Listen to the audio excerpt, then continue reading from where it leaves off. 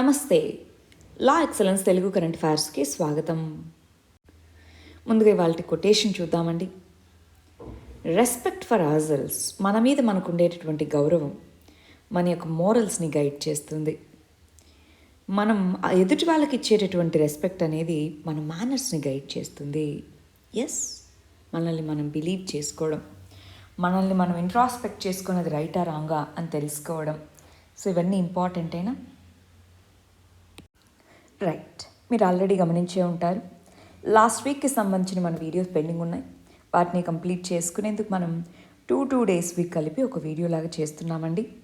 Already 21 నుంచి videos upload అయ్యి ఉన్నాయి. ఒకవేళ చూడకుండా ఉంటే చూడండి. సరే, మరి ఫస్ట్ ఇష్యూ ఇంటర్నేషనల్ రిలేషన్స్కి సంబంధించింది. ఇండియా యుఎస్ఏ రెండు దేశాల మధ్యలో ఉండేటటువంటి trade forum, India USA trade forum అంటారు. దాని యొక్క మీటింగ్ అనేటటువంటి జరగడం జరిగింది. ఆ మీటింగ్లో మనం ఈ ఫోర్ పాయింట్స్ గురించి డిస్కస్ చేశామన్నమాట. ఇండో యుఎస్ఏ ట్రేడ్ పాలసీ అనేటటువంటి దానికి ఒక ఫోరం. వాళ్ళ సైడ్ నుంచి ట్రేడ్ బాడీస్, మన సైడ్ నుంచి ట్రేడ్ యూనియన్స్ మాట్లాడుకోవడం అన్నమాట.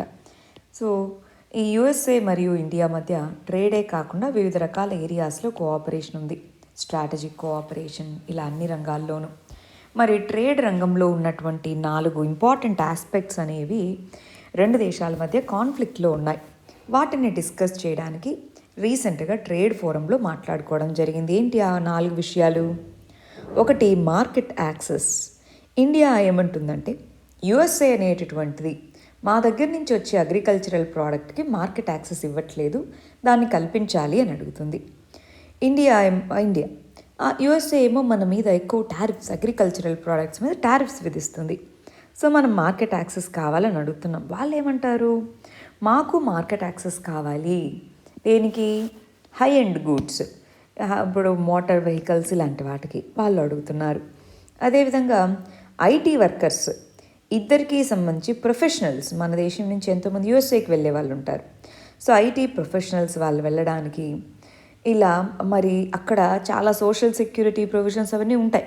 మరి మా దేశం కూడా కాంట్రిబ్యూట్ చేస్తుందిలే, మీరు ఐటీ ప్రొఫెషనల్స్ని వాళ్ళని ఎంటర్ అయ్యేలాగా చూడండి అని అడిగారు. ఇలా దీని గురించి, మరి ఓవరాల్గా కోవిడ్ తర్వాత ఏ విధంగా వివిధ రకాల రంగాల్లో కోఆపరేషన్ ఉండాలి దాని గురించి. జనరలైజ్డ్ సిస్టమ్ ఆఫ్ ప్రిఫరెన్స్ అంటారండి, జిఎస్పి అని. అంటే ఏంటి? యుఎస్ఏ అనేది డెవలపింగ్ కంట్రీస్ నుంచి ఇంపోర్ట్ చేసుకునేటప్పుడు వాటి మీద తక్కువ టారిఫ్ని విధిస్తుంది. మరి ఇండియా అనేటటువంటిది డెవలపింగ్ కంట్రీ కదా.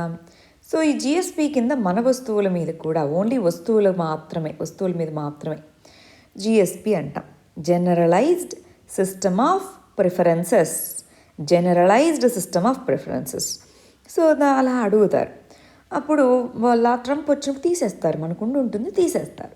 అప్పటి నుంచి మళ్ళీ మనం దాన్ని రివైజ్ చేయండి అని అడుగుతున్నాము. వేటి మీదను మనకు ఒక కంక్లూజివ్గా ఏమీ రాలేదు. డిస్కషన్స్ అయితే జరిగాయి. ఎకనామిక్ టైస్ అనేటటువంటి వాటిలో ఇవన్నీ ప్రాబ్లమ్స్. మిగిలిన ఏరియాస్ చూస్తే స్ట్రాటజిక్గా వీటన్నిటిలో కోఆపరేషన్ చాలా ముందుకెళ్తుంది, ఎకనామిక్గానే కొంత వెనకబడి ఉంది. సో దీంట్లోనూ కోఆపరేషన్ ముందుకు తీసుకెళ్లేలాగా ఈ విధంగా డిస్కషన్స్ అనేటటువంటివి జరిగాయి. రైట్, ఈ ట్రేడ్ ఫోరం అనేటటువంటిది ఒక కాన్స్టిట్యూషనల్ బాడీనో అలాంటిది కాదు. జనరల్గా వాళ్ళ ట్రేడ్ రిప్రజెంటేటివ్స్, మన ట్రేడ్ రిప్రజెంటేటివ్స్ మాట్లాడుకోవడం అంతే అన్నమాట. నెక్స్ట్ ఇష్యూ, క్రిప్టో కరెన్సీ అనేటటువంటి దాన్ని, ఎస్పెషల్లీ ప్రైవేట్ క్రిప్టో కరెన్సీని బ్యాన్ చేస్తాము అన్నట్టుగా గవర్నమెంట్ చెప్పడం జరిగింది. దాంతో చాలా క్రిప్టో ఎక్స్చేంజెస్ నుంచి విత్డ్రాల్స్ మొదలయ్యాయి. ఇంతకుముందు క్రిప్టో కరెన్సీలు, ఎస్పెషల్లీ బిట్ కాయిన్స్ ఇలాంటి వాటికి హెవీ డిమాండ్ ఉండింది. ఆ డిమాండ్ కొద్దిగా వీక్ అవుతూ వస్తూ ఉంది. అది ఇక్కడ చెప్తున్నటువంటిది. అసలేంటి క్రిప్టో కరెన్సీ అంటే ఏంటి? ఈ క్రిప్టో కరెన్సీకి సంబంధించి వివిధ రకాలు ఏంటి? వాటిలో అసలు ఎందుకు ప్రాబ్లం అంటే ఏంటి? First of all, crypto currency digital ఫామ్లో ఎగ్జిస్ట్ అయ్యి ఉంటుంది. ఒక కోడ్ రూపంలో ఉండేటటువంటి డిజిటల్ లెడ్జర్ అంటారు. అందులోంచి ట్రాన్సాక్షన్స్ అనేటటువంటివి వర్చువల్ రూపంలోనే జరుగుతాయి. ఫిజికల్ రూపంలో కరెన్సీ అనేది ఎగ్జిస్ట్ అయ్యి ఉండదు. క్రిప్టో కరెన్సీ అని అంటాము. ఆ క్రిప్టో కరెన్సీ జనరల్గా 2 రకాలు. ఒకటి పబ్లిక్ క్రిప్టో కరెన్సీ, అంటే గవర్నమెంట్ ద్వారా రిలీజ్ చేయబడేటటువంటి అఫీషియల్ డిజిటల్ కరెన్సీ, దాన్నే పబ్లిక్ క్రిప్టో కరెన్సీ అంటారు. రెండోది ప్రైవేట్ క్రిప్టో కరెన్సీ, అంటే గవర్నమెంట్ కాకుండా అదర్ ఇండివిజువల్స్ ద్వారా లాంచ్ చేయబడేటటువంటిది అనమాట. ఇది ఒక కేటగరైజేషన్. అవి కాకుండా క్రిప్టో కరెన్సీస్లో కొన్ని డాలర్ లింక్డ్, డాలర్ వాల్యూ మారుతూ ఉంటే దాని వాల్యూ కూడా మారుతూ ఉంటుంది. అటువంటి వాటిని డాలర్ లింక్డ్ క్రిప్టో కరెన్సీ అని. రెండోది డిమాండ్ లింక్డ్ క్రిప్టో కరెన్సీ, అంటే వాటికి డిమాండ్ పెరిగే కొద్దీ వాటి యొక్క ప్రైస్ పెరుగుతుంది, డిమాండ్ తగ్గే కొద్దీ ప్రైస్ అనేది తగ్గుతుంది. అలా డాలర్ లింక్డ్, డిమాండ్ లింక్డ్ ఒక కేటగిరీ, పబ్లిక్ ప్రైవేట్ ఇంకో కేటగిరీ. ఇలా క్రిప్టో కరెన్సీ అనేటటువంటిది డిఫరెంట్ కేటగిరీస్గా మనం డివైడ్ చేస్తాం. ప్రైవేట్ క్రిప్టో కరెన్సీ మీద గవర్నమెంట్కి కంట్రోల్ ఉండదు. మరి మనీ సప్లై ఇవంతా ఎలా చూడాలి? అందుకోసం ప్రైవేట్ క్రిప్టో కరెన్సీ అనేటటువంటి దాన్ని బ్యాన్ చేయాలి అన్నట్టుగా డిమాండ్స్ వినిపిస్తున్నాయి, ఎస్పెషల్లీ గవర్నమెంట్, ఆర్బీఐ వీటి నుంచి. అందులో భాగంగా ఒక బిల్ని ఇంట్రడ్యూస్ చేయాలి అనుకుంటున్నారు. ఇంకా అది బిల్ని ఫైనల్గా ఇంట్రడ్యూస్ చేయలేదు, బట్ ఆ బిల్ ఇంట్రడ్యూస్ అవుతాయి. ఆ ఇంట్రడ్యూస్ అవ్వబడ్డటువంటి బిల్ అనేది ప్రైవేట్ క్రిప్టో కరెన్సీస్ని బ్యాన్ చేసి అఫీషియల్ డిజిటల్ కరెన్సీస్ని ప్రమోట్ చేస్తుంది అన్నట్టుగా చెప్తున్నారు. మరి ఏంటి ఒకసారి చూద్దామా? గమనించండి, గవర్నమెంట్ ఓన్లీ ఆ బిల్లు రూపంలో ఓన్లీ సర్టెన్ క్రిప్టో కరెన్సీస్ని మాత్రమే ప్రమోట్ అయ్యేలాగా. ఎందుకని? టెక్నాలజీ అనేటటువంటిది క్రిప్టో కరెన్సీస్లో లెడ్జర్ టెక్నాలజీ అని, దాంట్లో block chain network, block chain technology అంటారు, బీసీటీ అని. ఆ బ్లాక్ చైన్ టెక్నాలజీని వాడతాం. ఆ టెక్నాలజీ డెవలప్ అవ్వాలంటే ఇలాంటి క్రిప్టో కరెన్సీస్ కావాలి. కాబట్టి ఓన్లీ లిమిటెడ్ నెంబర్ని అలో చేయడం. అఫీషియల్ డిజిటల్ కరెన్సీ, గవర్నమెంటే ఆర్బీఐ ద్వారా డిజిటల్ కరెన్సీ, ఇప్పుడు చైనా ఇవన్నీ రిలీజ్ చేస్తున్నాయి, అలా రిలీజ్ చేయాలి. ఆ రెండు అవి పరిగణలోకి తీసుకోవడం జరిగిందనమాట గవర్నమెంట్. ఇంకా బిల్లుని పూర్తిగా ఇంట్రడ్యూస్ చేయలేదు. అసలు ఈ బ్లాక్ చైన్ టెక్నాలజీ అంటే ఏంటో చూడండి. బ్లాక్ చైన్ టెక్నాలజీ అంటే ఒక సెంట్రలైజ్డ్ లెడ్జర్ సిస్టమ్. చూడాలి, సెంట్రలైజ్డ్ లెడ్జర్ సిస్టమ్ అంటే మనం ఒక ట్రాన్సాక్షన్కి రిక్వెస్ట్ పంపిస్తే ఆ నెట్వర్క్లో ఉండే అన్ని కంప్యూటర్స్, వీటిని నోడ్స్ అంటారు, అవన్నీ కూడా వ్యాలిడేట్ చేయాలి. ఇక్కడి నుంచి ఇక్కడికి వచ్చింది అని ఒక కీ పంపిస్తారు. ఆ కీతో ఇవి వ్యాలిడేట్ చేయాలి. అవన్నీ వ్యాలిడేట్ చేసినప్పుడే ఈ ట్రాన్సాక్షన్ అనేది ఆ నెట్వర్క్లో యాడ్ అవుతుంది. ముందున్న అన్ని ట్రాన్సాక్షన్స్ కూడా ఈ నెట్వర్క్లో బ్లాక్స్ లాగా యాడ్ అవుతాయి. అందుకే దీన్ని బ్లాక్ చైన్ టెక్నాలజీ అంటాం. అప్పుడే ఇవన్నీ వ్యాలిడేట్ చేశాకే ట్రాన్సాక్షన్ కంప్లీట్ అవుతుంది.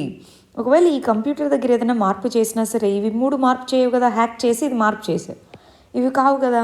అందువల్ల హ్యాకింగ్ ఇవన్నీ కూడా జరిగే అవకాశాలు తక్కువ అన్నమాట. అందుకే ఈ బ్లాక్ చైన్ టెక్నాలజీ అనేటటువంటిది చూడండి, దాని అప్లికేషన్స్ చాలా ఉన్నాయన్నట్టుగా చెప్తా. ఏమేంటి? ట్రాన్స్పరెన్సీ అనేటటువంటిది పెరుగుతుంది, యాక్యురేట్గా దాన్ని ట్రాక్ చేసుకోవచ్చు, పేమెంట్ అనేది లెడ్జర్ ద్వారా జరుగుతుంది, ప్లస్ పర్మనెంట్గా డేటా ఉంటుంది మన దగ్గర ఏ పేమెంట్ ఎప్పుడు జరిగిందని, కాస్ట్ తగ్గుతుంది. కానీ టెక్నాలజీ కాంప్లెక్స్, రెగ్యులేషన్ అనేటటువంటిది ఎలా ఉండాలి ఏంటి అని తెలియదు, ఇంప్లిమెంటేషన్ ఎలా చేయాలి, నెక్స్ట్ వచ్చే దాంట్లో ఎలా ఉంటుంది, వివిధ రకాల కంపీటింగ్ ప్లాట్ఫామ్స్ ఉన్నాయి. సో ఆ కంటెక్స్లో క్రిప్టో కరెన్సీ అనేటటువంటి దాని మీద కొన్ని కన్సర్న్స్, డౌట్స్ ఉన్నాయన్నమాట. మరి దీన్ని ఎక్కడెక్కడ ఏ రంగాల్లో పొటెన్షియల్గా వాడచ్చు? ఆటోమేటివ్ రంగం, బ్లాక్ చైన్ ఉపయోగించి ఎన్నో రకాలు, బ్లాక్ చైన్కి ఎన్నో అప్లికేషన్స్ ఉన్నాయి. Voting, health care, financial services. Crypto currency అనేది బ్లాక్ చైన్ టెక్నాలజీకి వన్ ఆఫ్ ది అప్లికేషన్. ఇది చాలా ఇంపార్టెంట్ అండి.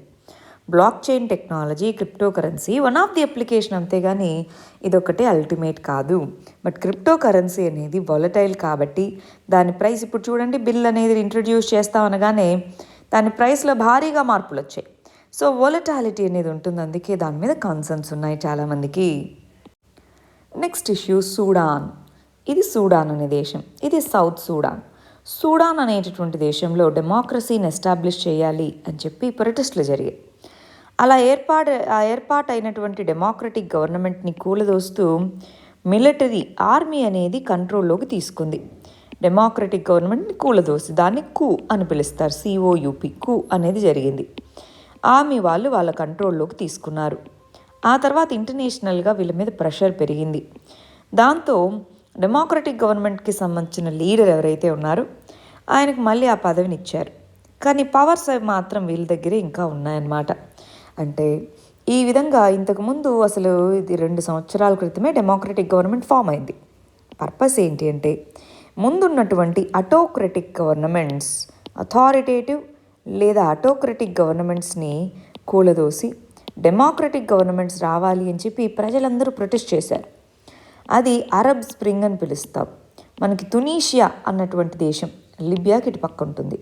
సో తునీషియా అన్న దేశంలో అరబ్ స్ప్రింగ్ అనేది మొదలైంది 2010-11 ఆ ప్రాంతంలో. ఆ తర్వాత చాలా దేశాల్లో అరబ్ స్ప్రింగ్ అనేది వచ్చింది. కానీ రీసెంట్గా ఈ సూడాన్, ఇథియోపియా ఇలాంటి దేశాల్లో అరబ్ స్ప్రింగ్ ఉంది. కానీ దీన్ని డెమోక్రసీ అన్నది సస్టైనబుల్గా లాంగ్ టర్మ్లో ఎస్టాబ్లిష్ చేయగలిగిందా? ఇప్పుడు రీసెంట్గా జరుగుతున్నటువంటి వీటిని అరబ్ స్ప్రింగ్ 2.0 అంటున్నాం. ఈ అరబ్ స్ప్రింగ్ 2.0 అనేటటువంటిది స్టెబిలిటీ లేక సక్సెస్ అనేది అవ్వలేకపోతుంది. ఈ కంటెక్స్లో సూడాన్ యొక్క సివిల్ గవర్నమెంట్ అనేది రెస్టోర్ అవ్వడం అనేది నీడ్ ఆఫ్ ది అవర్గా చెప్పుకోవచ్చు, right? Plus foreign countries intervene అవ్వకూడదు. ఫర్ ఎగ్జాంపుల్ ఈజిప్ట్లో అరబ్ రెవల్యూషన్ జరిగి డెమోక్రటిక్ గవర్నమెంట్ ఏర్పడినప్పుడు సౌదీ అరేబియా, యూఏఈ ఇవి ఇంటర్వ్యూన్ అవ్వడం ఇలాంటి వాటి వల్ల పీస్ ప్రాసెస్ దెబ్బతింటుంది వాళ్ళ యొక్క స్ట్రాటజిక్ గెయిన్స్ కోసం. కానీ కంట్రీ మొత్తము క్రైసిస్లోకి వెళ్ళిపోతుంది, అది ఇంకా పెద్ద ప్రాబ్లం అవుతుంది. సో అలా అవ్వకుండా అవుట్ సైడ్ ఇంటర్వెన్షన్ కాదు, వాళ్ళ లోకల్స్ వాళ్ళు డిసైడ్ చేసుకోవాలి వాళ్ళకి ఏ గవర్నమెంట్ కావాలి, వాళ్ళ రూలర్ ఎవరు ఉండాలి అని. డెమోక్రసీ అంటేనే వాళ్ళ రూలర్స్ని వాళ్ళే ఎన్నుకోవడం కదా. అలా ఎన్నుకోలేని పరిస్థితిని డెమోక్రసీ అని మనము, రైట్? నెక్స్ట్ ఇష్యూ ఎకానమీకి సంబంధించింది. ఓవర్ వాల్యూడ్ యూనికార్న్స్ అంటున్నారు. డిస్ట్రెస్డ్ ఎకానమీలో యూనికార్న్స్, కొన్ని కంపెనీస్ అనేవి వాటి యొక్క షేర్ వాల్యూస్ ఓవర్ వాల్యూడ్ అంటున్నారు. అసలు ముందు యూనికార్న్ అంటే పదం ఏంటో చూద్దాం. యూనికార్న్ అనే పదాన్ని వెంచర్ క్యాపిటల్ ఇండస్ట్రీలో డిస్కస్ చేస్తారు జనరల్గా. ఒక స్టార్టప్ కంపెనీ $1 బిలియన్ వాల్యూ దానికంటే ఎక్కువ ఉంటే దాన్ని యూనికార్న్ అని పిలుస్తారు. ఫస్ట్ టైం దీన్ని అలీన్ లీ అనేటటువంటి వెంచర్ క్యాపిటలిస్ట్ దాన్ని పాపులరైజ్ చేశారనమాట.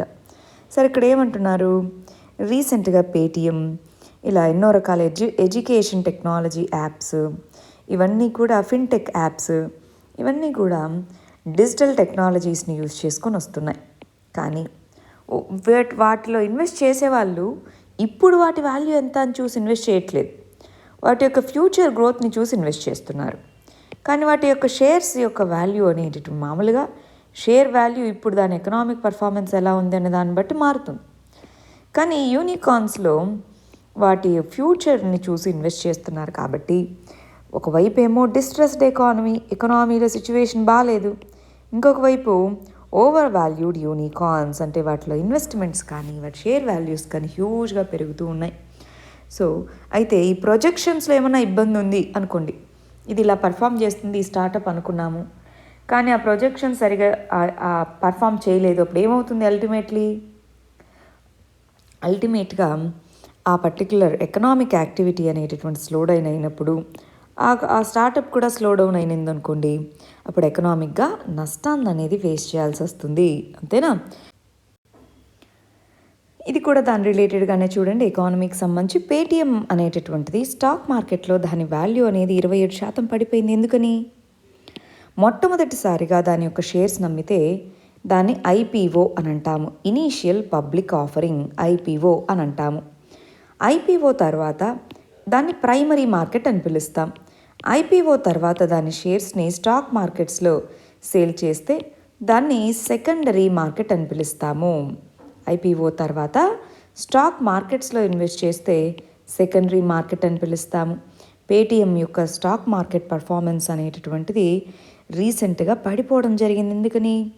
ఇందాకే అన్నా, వీటి యొక్క ఇనీషియల్గా వాటిని రిలీజ్ చేసేటప్పుడు దాంట్లో ఇన్వెస్టర్స్ దానికి ఫ్యూచర్ గ్రోత్ని బిలీవ్ చేస్తారు. కానీ అది ఇప్పుడు ఎలా పనిచేస్తుంది? యూపీఐ అని వచ్చిన తర్వాత మొబైల్ వ్యాలెట్స్ అనేటటువంటివి తగ్గిపోతున్నాయి. ఇప్పుడు మనం పేటిఎంలో దాంట్లో మనీ వేసుకొని దాని నుంచి ట్రాన్సాక్షన్ చేయడం వల్ల డైరెక్ట్ యూపీఐతో ట్రాన్సాక్ట్ చేస్తున్నాం కదా. సో ఇలాంటివన్నీ రావడంతో సెకండరీ మార్కెట్లో దాని వాల్యూ పడిపోయింది. అదే ఇక్కడ చెప్తున్నటువంటిది. నెక్స్ట్ ఇష్యూ ఇంటర్నేషనల్ రిలేషన్స్కి సంబంధించింది. మనకి సూడాన్లో మిలిటరీ కూ జరిగింది అని ఇందాకైనా చదువుకున్నాం. అదేవిధంగా వెస్ట్ ఏషియాలో ఉండేటటువంటి వివిధ దేశాల్లో ఇప్పుడు తునీషియాలోను, సూడాన్లోను ఇలాంటి దేశాల్లో ఉన్నట్టే ఈజిప్ట్లోను మిలిటరీ కూ అనేటటువంటిది అక్కడ ఇన్స్టెబిలిటీని తీసుకొని రావడం జరిగింది. సో ఇలాంటి అన్ని సందర్భాల్లోనూ ఏమవుతుంది, మిలిటరీ కూ అనేది ఇన్స్టెబిలిటీని తీసుకొని వస్తుంది. ఆ దేశంలో ఇన్స్టెబిలిటీ అనేటటువంటిది అక్కడున్న ప్రజలకి పావర్టీ పెంచుతుంది, అన్ఎంప్లాయ్మెంట్ పెంచుతుంది, క్రైమ్ పెంచుతుంది, ఫుడ్ ఇన్సెక్యూరిటీని పెంచుతుంది. సో ఈ ఇన్స్టెబిలిటీ అనేది రెఫ్యూజీస్ సంఖ్య పెరుగుతుంది, మైగ్రెంట్ సంఖ్య పెరుగుతుంది. ఇప్పుడు సిరియా దగ్గర నుంచి ఇవన్నీ చూడండి, అదేనా అవుతుంది. సో ఇలాంటి కంటెక్స్లో డెమోక్రసీస్ నేసెంట్ అంటే ఎప్పుడే మొదలుపెట్టినటువంటి నేసెంట్ డెమోక్రసీస్లో కూ అనేటటువంటిది ఆ మొత్తాన్ని డీస్టెబిలైజ్ అయ్యేలాగా చేస్తుంది. అలాగ వేకెంట్గా ఉన్నాయనుకోండి, అక్కడ టెర్రర్ గ్రూప్స్ ఇలాంటివన్నీ దాన్ని ఆపర్చునిటీగా తీసుకుంటాయన్నమాట. సో అలాంటి కంటెక్స్లో ఈ దేశాలన్నీ కూడా అటోక్రసీ నుంచి డెమోక్రసీకి రావాలి, కానీ దానికంటూ ఒక టైం అనేటటువంటిది ఇవ్వాలి. గల్ఫ్ మొనార్కీస్, సౌదీ అరేబియా, యుఏఈ ఇవి వివిధ దేశాల్లో ఇంటర్వ్యూన్ అవ్వడము, యుఎస్ఏ కూడా చాలా దేశాల్లో ఇంటర్వ్యూన్ అవుతూ ఉంటుంది. వాళ్ళకి అనుకూలంగా లేని గవర్నమెంట్స్ని పడగొట్టాలనుకుంటాయి. దానివల్ల ఏమవుతుంది, ఆ దేశాల్లో డెమోక్రసీ అనేది స్టెబిలైజ్ అవ్వదు. అల్టిమేట్లీ అది టెర్రరిజంకి, వీటన్నిటికీ, క్రైసిస్కి, మైగ్రేషన్కి, రెఫ్యూజీస్గా కొంతమంది రావడానికి వీటికి దారితీస్తుంది. సో దాన్ని ప్రివెంట్ చేసేలాగా మెజర్స్ అనేటటువంటివి తీసుకోవాలి. నెక్స్ట్ ఇష్యూ ఎన్విరాన్మెంట్కి సంబంధించింది. రోడ్ టు హిమాలయన్ బ్లండర్ అంటున్నాం. ఎన్విరాన్మెంట్కి సంబంధించి అంటే హిమాలయాస్లో ఏదైతే ఇన్ఫ్రాస్ట్రక్చరల్ ప్రాజెక్ట్ అనేది ప్లాన్ చేశారో ఆ ప్రాజెక్ట్ చార్ధమ్ రోడ్ అంటున్నాం. ఆ చార్ధమ్ రోడ్ ప్రాజెక్ట్ అనేటటువంటిది ఎన్విరాన్మెంటల్ సేఫ్ గార్డ్స్కి ఎగెయిన్స్ట్ అన్నట్టుగా చెప్తున్నారు, వ్యతిరేకము అని. చార్ధమ్ యాత్ర అంటే ఏంటింటికి ఉత్తరాఖండ్లోని యమునోత్రి, గంగోత్రి, కేదార్నాథ్, బద్రీనాథ్ ఈ ప్రాంతాలు 4 పుణ్యక్షేత్రాలు. వాటన్నిటినీ విజిట్ చేసే ఆ యాత్రని అంటే 4 చార్ధమ్ యాత్ర అంటారు. మరి ఇక్కడ ఈ పర్టికులర్ రోడ్ అనేది కట్టాలి, వీటన్నిటినీ కలుపుతూ రోడ్ అన్నారు. అయితే ఈ రవి చోప్రా అనే కమిటీ అనేది ఇప్పటికే ఉత్తరాఖండ్లో ఫ్లడ్స్ ఇవన్నీ వచ్చి ఎంతో బీభత్సాన్ని సృష్టించాయి. ఇలాంటి రోడ్స్ అనేవి ఈ స్లోప్స్ స్టీప్గా ఉంటాయి. హిమాలయాస్ అనేవి సెడిమెంటరీ రాక్స్తో ఏర్పడ్డాయి. సో స్లోప్ అనేది స్టీప్గా ఉంటుంది, హైట్ ఎక్కువగా ఉంటుంది. సో ఎప్పుడైతే వైడ్ చేస్తామో, రోడ్స్ నారోగా కాకుండా రోడ్స్ని వైడెన్ చేస్తామో అది ఇన్స్టెబిలిటీకి దారితీయచ్చు. దానివల్ల ల్యాండ్ స్లైడ్స్ రావడము, ఆ ల్యాండ్ స్లైడ్స్ యొక్క రిజల్ట్గా ఎర్త్క్వేక్స్ ఇలాంటివన్నీ సంభవించే అవకాశాలు ఉన్నాయి. అందుకనే ఇది ఒక హిమాలయన్ బ్లండర్ కాకూడదు. హిమాలయాస్ అనేవి వాటికంటూ ఒక యూనిక్ ల్యాండ్స్కేప్ ఉంది. దానికి తగ్గట్టుగా ఆ వ్యవస్థ యొక్క క్యారీయింగ్ కెపాసిటీ, ఆ జాగ్రఫికల్ సిస్టమ్ యొక్క క్యారీయింగ్ కెపాసిటీని దృష్టిలో పెట్టుకోవాలి. ఎస్పెషలీ మాన్సూన్స్, ఈ టైంలో వర్షాలు పడ్డము, ల్యాండ్ స్లైడ్స్, దానివల్ల ఇన్ఫ్రాస్ట్రక్చర్ ఏమో కడతాం, అక్కడ ఉండే వాళ్ళు కదా ఎక్కువ నష్టపోవాలి. సో అది హిమాలయన్ బ్లండర్ అవుతుంది. ఎన్విరాన్మెంటల్ సేఫ్ గార్డ్స్ని వీటన్నిటిని చూసుకోవాలి. మరి ఇవే రోడ్స్ సెక్యూరిటీకి కూడా ఇంపార్టెంట్. మరి అప్పుడు ఏం చేయాలి, ఏవి స్ట్రాటజిక్గా ఇంపార్టెంటో వాటిని ముందు ఐడెంటిఫై చేసుకొని వాటి మీదే ఫోకస్ చేయాలి. రోడ్స్ మొత్తాన్ని, వల్నరబిలిటీ ఉన్న స్ట్రెచెస్ మొత్తాన్ని కనుక మనము స్ట్రెంగ్తెన్ చేసుకోవాలి, వైడెన్ చేసుకోవాలని చూసుకుంటే అల్టిమేట్లీ అది మనకి ఈ డిజాస్టర్స్కి దారితీసే అవకాశం ఉంది. నెక్స్ట్ ఇష్యూ గవర్నాన్స్కి సంబంధించి, సెక్యూరిటీ ఇష్యూస్కి సంబంధించింది. DAC, defence acquisition council. ఎప్పుడూ కూడా ఇలాంటివి అబ్రివేషన్స్ గుర్తుంచుకోవాలండి. డిఏసి అంటే డిఫెన్స్ అక్విజిషన్ కౌన్సిల్. దానికి చైర్మన్ ఎవరు, డిఫెన్స్ మినిస్టర్. మన డిఫెన్స్ మినిస్టర్ దానికి చైర్మన్గా ఉంటారు. త్రివిధ దళాలకు సంబంధించినటువంటి అధిపతులు అంటే ఎయిర్ ఫోర్సు, ఆర్మీ, నేవీ మూడిటికి సంబంధించిన వాళ్ళు. CDS, chief of defence staff, వీళ్ళందరూ దీంట్లో సభ్యులుగా ఉంటారు.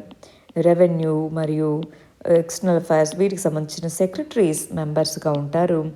ఇలా వీళ్ళందరితోనూ ఇది ఉంటుంది. ఇది రష్యా నుంచి AK-203 రైఫిల్స్ని కొనుగోలు చేసుకోవడానికి డీల్కి అప్రూవల్ ఇచ్చింది అంటున్నారు. అంటే ఎవరెవరికి, ఆర్మీకి, నేవీకి, ఎయిర్ ఫోర్స్కి ఏమేం కావాలి దాన్ని బేస్ చేసుకొని దృష్టిలో ఉంచుకొని ఆర్డర్స్ చేసుకుంటుందన్నమాట ఈ పర్టికులర్ గ్రూపింగ్ అనేది. ఒక air force satellite, air force కోసం స్పెసిఫిక్గా GSAT-7C అనే కమ్యూనికేషన్ శాటిలైట్ దాన్ని దాన్ని లాంచ్ చేయించుకుంటాము. అదేవిధంగా ఈ రైఫిల్స్ని కొనుగోలు చేసుకుంటాము. కొనుగోలు చేసుకున్నాక ఇది జాయింట్ వెంచర్ రూపంలో జేవి, అంటే అటు రష్యా ఇటు ఇండియా కలిసి వాటిని తయారు చేసేలాంటి మ్యానుఫ్యాక్చరింగ్ ప్లాంట్ని ఇండియాలో సెటప్ చేస్తాము. అది యూపీలో. ఎందుకు యూపీలో మనకి డిఫెన్స్ కారిడార్ అనేది ఉంది. ఒకటి తమిళనాడులోను, ఒకటి యూపీలోను డిఫెన్స్ కారిడార్స్ ఉన్నాయి. సో ఈ డిఫెన్స్ కారిడార్ అనేటటువంటిది యూపీలో మనకి తీసుకొని రావడం జరిగింది. ఇది ఒక జాయింట్ వెంచర్గా మనం చెప్పొచ్చు. ఇంటర్ గవర్నమెంటల్ అగ్రిమెంట్ అనే దాన్ని 2019లోనే సైన్ చేశారు. దానికి ఇప్పుడు అప్రూవల్ అనేది ఇవ్వడం జరిగిందని చెప్తున్నారు. నెక్స్ట్ ఇష్యూ గవర్నాన్స్కి సంబంధించింది. భారత్ గౌరవ్ అనేటటువంటి స్కీమ్.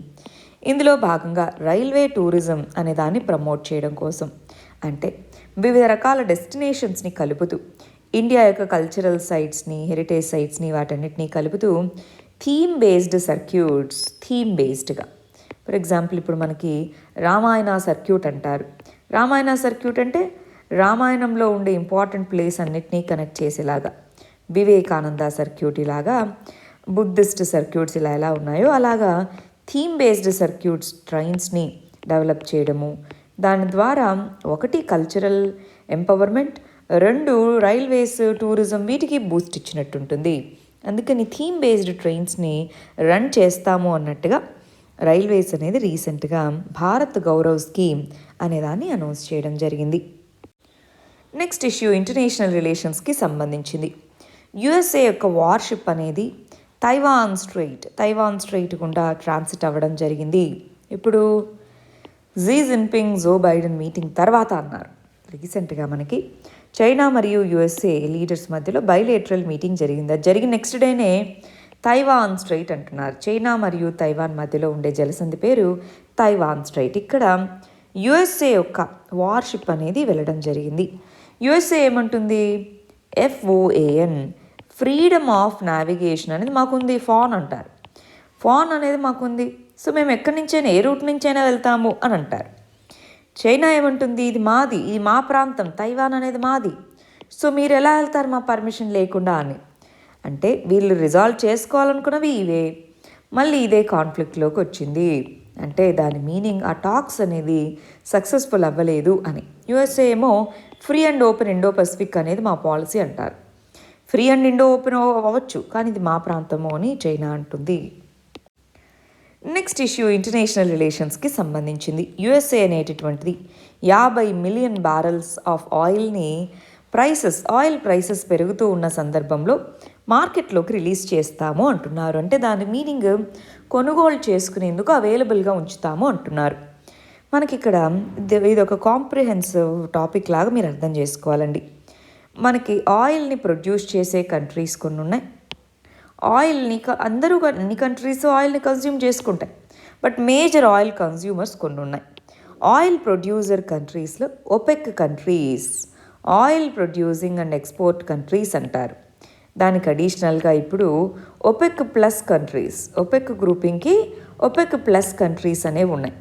ఇవి ఏ పాలసీని ఫాలో అవుతున్నాయి? సప్లైని తగ్గించాలి. ఆయిల్ సప్లై తగ్గించాలి. తగ్గిస్తే ఏమవుతుంది? ప్రైసెస్ అనేవి పెరుగుతాయి. మరి వీళ్ళు ప్రొడ్యూసర్స్ కాబట్టి, ఆయిల్ ప్రొడ్యూసర్స్ కాబట్టి ప్రైసెస్ అనేటటువంటివి పెరగడం వీళ్ళకి ఉపయోగకరమే, అవును కదా అండి? కానీ కన్జ్యూమర్స్ దగ్గరకు వచ్చేటప్పటికి వ్యతిరేకం. కన్జ్యూమర్స్లో యుఎస్ఏ కానీ, చైనా, ఇండియా, జపాన్, యూకే ఇవి మేజర్ ఎకానమీస్. వాటిలో ఆయిల్ రిజర్వ్స్ అనేటటువంటివి ఉన్నవి సరిపో, ఖచ్చితంగా ఇంపోర్ట్ చేసుకుంటాయి అన్నమాట. సో ఇలా ఇంపోర్ట్ చేసుకునేటటువంటివి కన్జ్యూమింగ్ కంట్రీస్. వీళ్ళేమో సప్లై అనేది తగ్గిస్తే ఏమంటే వీళ్ళకి నష్టము. పర్ బ్యారల్ ప్రైస్ అనేది పెరుగుతూ ఉంది. క్రూడ్ ఆయిల్ అనేటటువంటిది మరి ట్రాన్స్పోర్ట్కి వీటన్నిటికీ ఇంపార్టెంట్. అంటే వస్తువుల ధరలు పెరుగుతాయి, ఇన్ఫ్లేషన్ పెరుగుతుంది, ఎకానమీ గ్రోత్ మీద ఇంపాక్ట్ ఉంటుంది.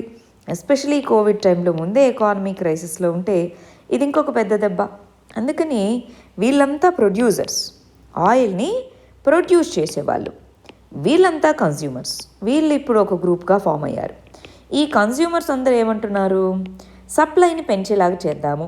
యుఎస్ఏ ఏమో నా దగ్గర కొంత స్టాక్ ఉంది ఆల్రెడీ, దాన్ని నేను రిలీజ్ చేస్తాను. అలాగే ఈ దేశాలన్నీ కూడా మనము ఇండియాకైతే దాన్ని స్ట్రాటజిక్ పెట్రోలియం రిజర్వ్స్ అంటారు.